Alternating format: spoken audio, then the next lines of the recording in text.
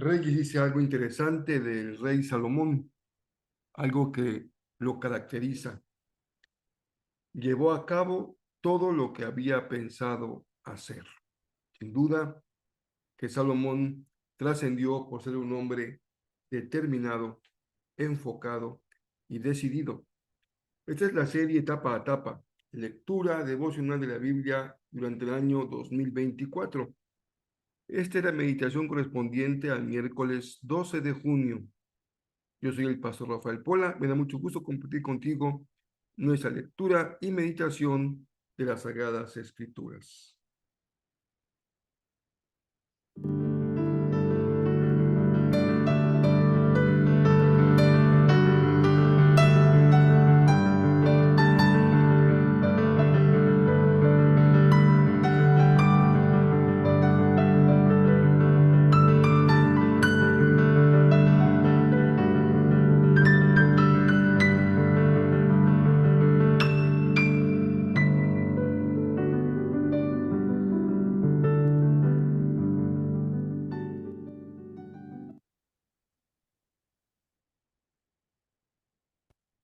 Algo nos dice el Señor cada día que leemos su palabra.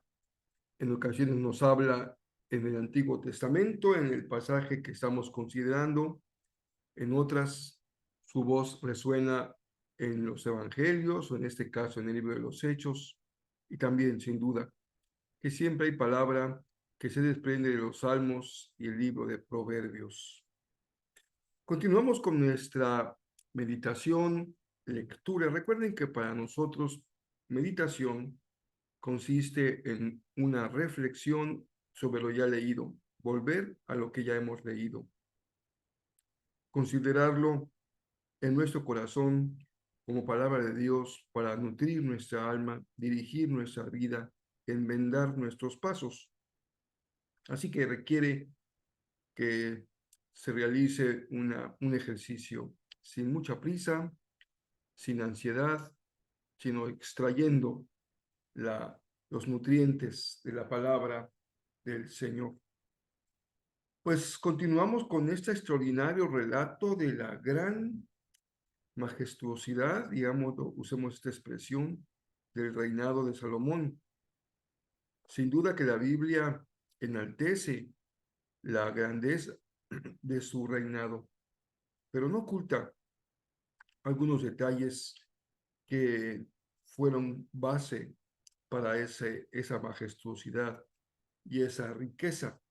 Eso que la Biblia señala, por cierto, no se califica, no se hace un juicio, solamente se relata. Y en este caso, como en muchos más, ya está en el corazón del lector darle el peso positivo o negativo que entendamos tiene para cada uno de nosotros.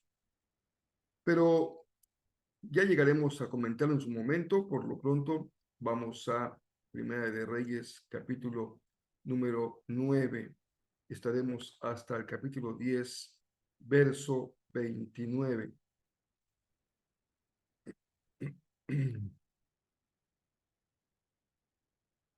Salomón, dice el texto con el que empezamos nuestra meditación de hoy, llevó a cabo todo lo que había pensado hacer.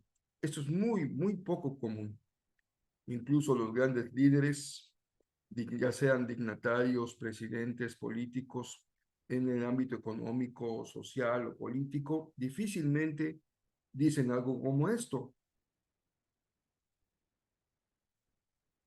Porque la propia vida, las condiciones de medio ambiente, generalmente obligan a hacer modificaciones, a posponer algunos proyectos, a aplazarlos en algunos casos o a enmendarlos.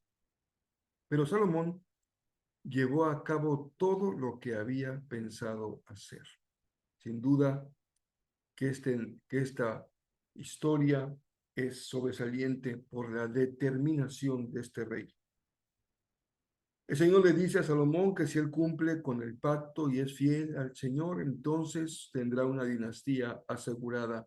Su descendencia también se sentará en el trono de David. La obra que realiza Salomón incluye muchas cosas. Incluye ciudades, incluye barcos, escudos y un trono de dimensiones y de una de belleza impresionante. Pero el pero es que la obra incluyó el trabajo forzado de los no israelitas que aún vivían en Canaán. Claro, para nosotros el trabajo forzado es algo inaceptable, va en contra de todas las convenciones internacionales respecto al trabajo, pero para el tiempo en el que se da la historia de Israel en este mundo antiguo, el trabajo forzado, la esclavitud, era una forma de economía muy común. Así lo vivió Israel cuando estaba en Egipto, el Señor de ellos los liberó, pero también Israel se sustentaba o practicaba esta forma de economía con los pueblos que eso juzgaba. Esto poco a poco, con el paso del tiempo, se ha ido descartando, se ha ido eliminando, aunque aún hasta nuestros días oímos, especialmente en algunas grandes economías de Asia, que hay un trabajo infantil inaceptable o jornadas de trabajo larguísimas que son prácticamente formas modernas de explotación laboral. Pero aquí también aparece este elemento en la gran obra que emprendió el rey Salomón. La hija de Faraón, que se había casado con Salomón, es conducida para vivir a la ciudad de David, los aposentos del rey, y recibe Salomón la visita de una famosa reina, la reina de Saba, que también llega a verlo en medio de muchos regalos lujosos, pero se queda impresionada por el lujo de la corte de Salomón y la sabiduría del rey. Ella misma afirma que no es ni la mitad de lo que ella había pensado, justamente a la inversa. El máximo que ella había pensado no es la mitad de lo que Salomón ha mostrado en sabiduría, o sea, lo ha duplicado y más el rey Salomón. Finalmente, dice el texto que Salomón llegó a ser el rey más rico y más sabio que ningún otro rey en la tierra. Este es el tamaño del liderazgo, así que hablamos de grandes líderes. ¿Qué caracterizaría a Salomón? Diríamos que dos o tres cosas. Primero, que es un rey sabio, así reconocido, así se ha subrayado. Segundo, que es un gran constructor de ciudades, palacios, puertos, objetos de metal, etcétera, etcétera. Tercero, es un gran negociador porque logra la paz con sus vecinos y eso le permite al rey dedicar su tiempo, su esfuerzo y dinero a la construcción. Es bueno aprender de estos ejemplos que la Biblia también nos da como faritos de luz en medio de tantos reyes que veremos un poco más adelante tan terriblemente malos. Llegamos a Hechos 8. Ese capítulo de Hechos continúa con el relato de la llegada del Evangelio a Samaria. Se van cruzando las fronteras, tanto de países como de cultura, como de religiones, como de regiones. La misión transcultural es justamente eso, no solamente cruzar una frontera física legal, sino cruzar también fronteras culturales, de religión, de cultura, como hemos señalado, etcétera. Así que aquí estamos justamente en Samaria. Y resulta que algo interesante, es buen momento para comentarlo. En nuestra clase del domingo tuvimos una muy buena pregunta respecto al bautismo, porque en los Hechos, al inicio del libro, se refieren en algunos pasajes que el bautismo se hacía en el nombre de Jesús. La fórmula cristiana usual, dominante en prácticamente todo el mundo cristiano, es la fórmula trinitaria, que se desprende de Mateo 28. Entonces, parecería que hay una cierta, por lo menos una diferencia entre una fórmula y la otra.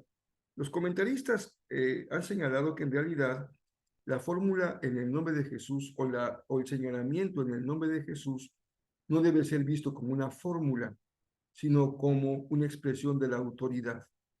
Es el nombre de Jesús, quiere decir, por la autoridad y lo que Jesús significa como Mesías, que se realice ese bautismo para compararlo o contrastarlo con el bautismo de Juan el Bautista y de otros grupos que también lo practicaban en el tiempo de Jesús y que era común.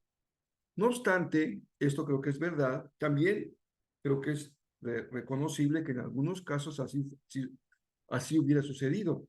Solamente se bautiza en el nombre de Jesús. Pero esta fórmula se fue perfeccionando, se fue puliendo y con el tiempo la iglesia misma fue definiendo la fórmula trinitaria respecto al bautismo.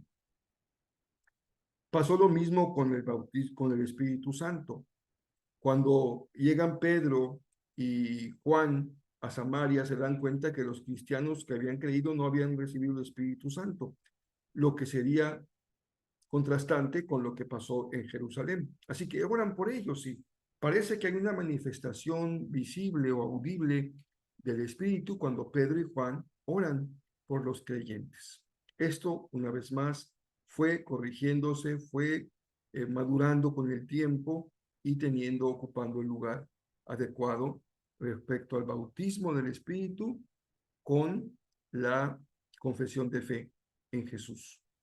Justamente eso fue lo que los que cuando observaron, que aunque habían hecho su profesión de fe, parecía que no tenían la manifestación clara del Espíritu Santo en sus vidas, o por lo menos no se los habían explicado o enseñado.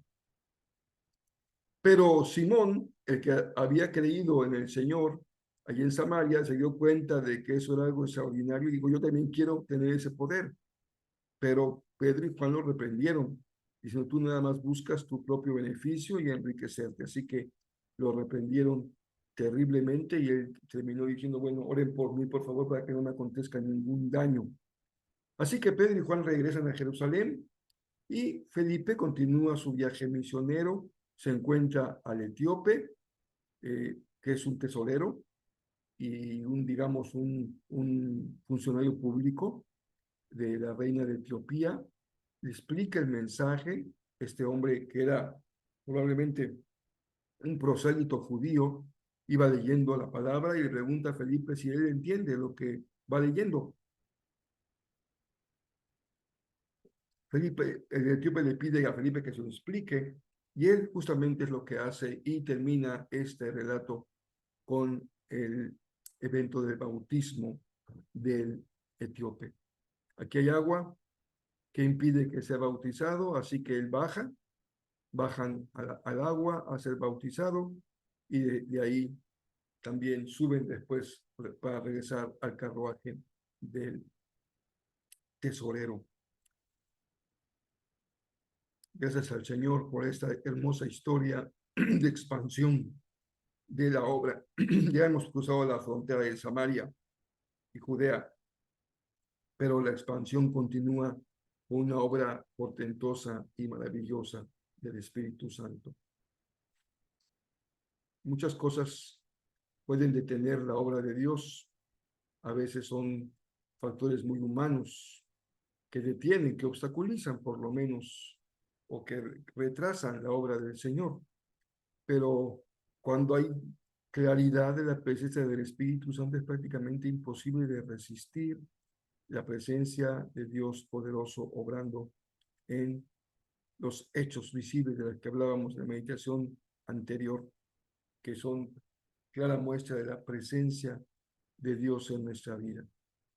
También el Salmo 130 es un salmo de peregrinos y el salmista nos comparte que él ha tenido un grito de ayuda al Señor desde lo profundo de su desesperación.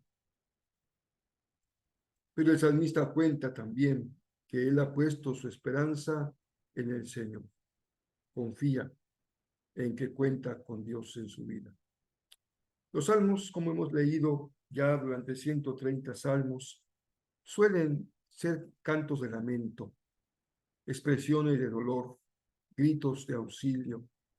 Hay una vertiente profundamente humana en los salmos que nos hacen contacto con personas que por su condición de liderazgo o por el mero hecho de ser israelitas o pueblo de Dios tienen mucha adversidad, dificultades, a veces enfermedades, pobreza, abandono.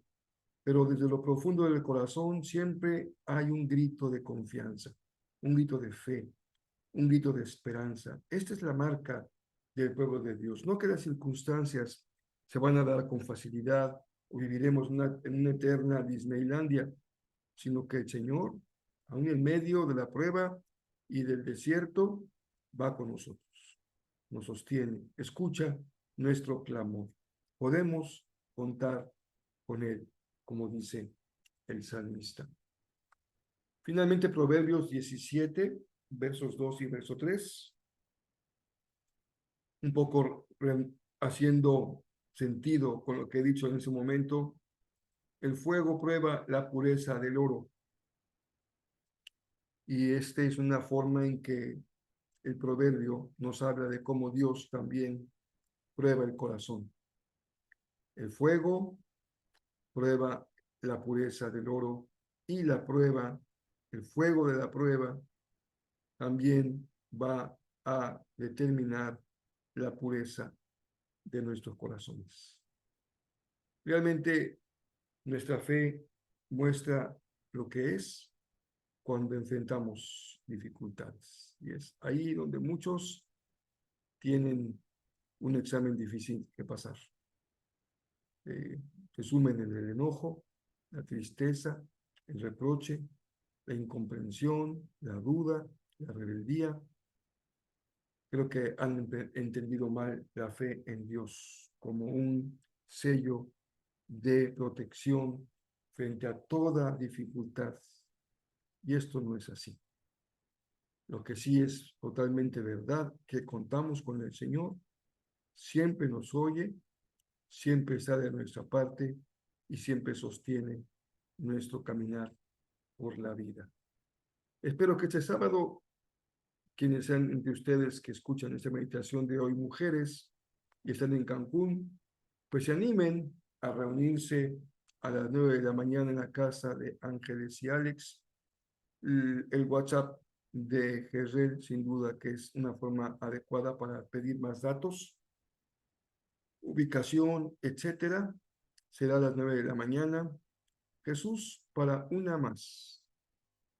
Oremos por mujeres que necesitan a Cristo en sus vidas y que sea instrumento útil esta reunión para ellas, especialmente si están pasando momentos difíciles de prueba o de necesidad. Bueno, el domingo quiero decirles que tendremos palabra del Señor en Jezreel, porque enseguida estaremos considerando el libro muy pequeñito, es una joyita literaria, el libro de Ruth.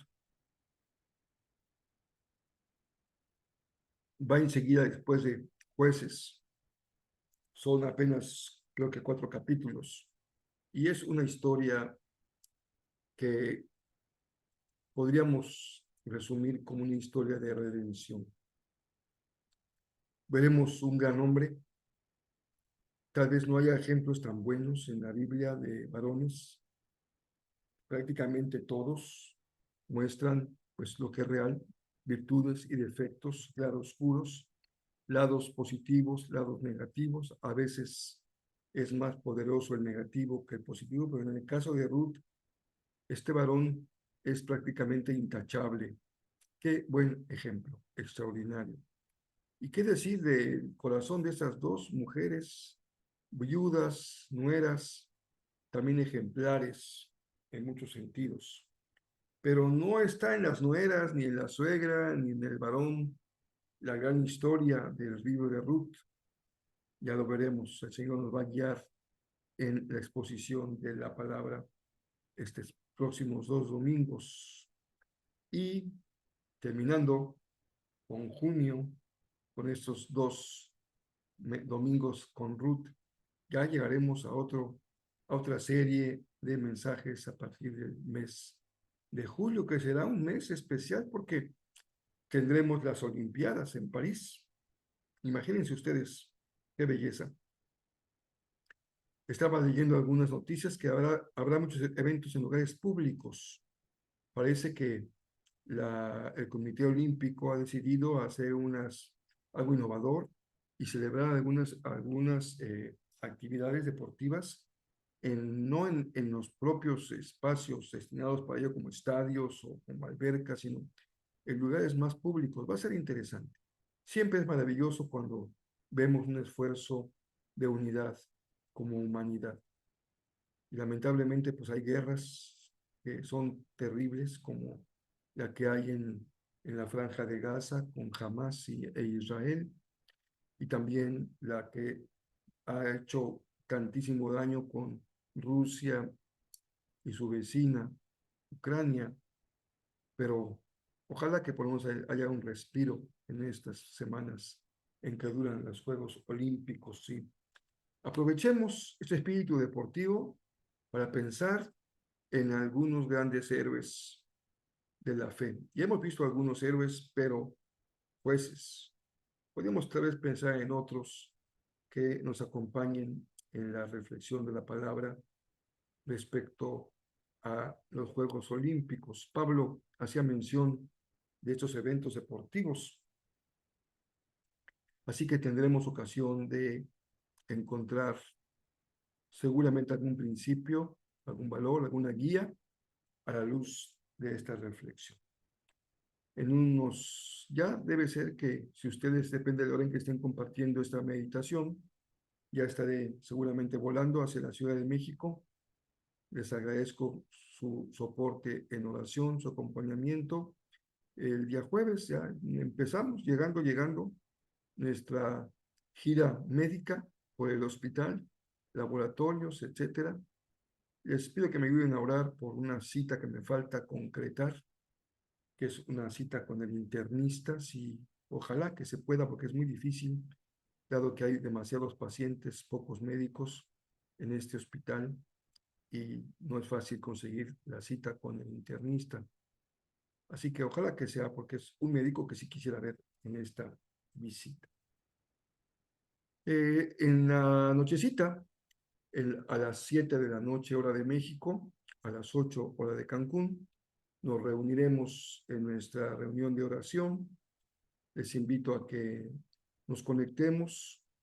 Si no tienes suficiente crédito en tu teléfono, pues busca un lugar donde puedes estar con el Wi-Fi gratuito y puedas conectarte, que no tengas ese limitante, que puedas conectar y orar juntos y compartir un mensaje de la palabra. Simplemente saludarnos y convivir a media semana ya es una bendición. Por ahora, les envío un abrazo muy fuerte y la bendición del Señor para cada uno de ustedes.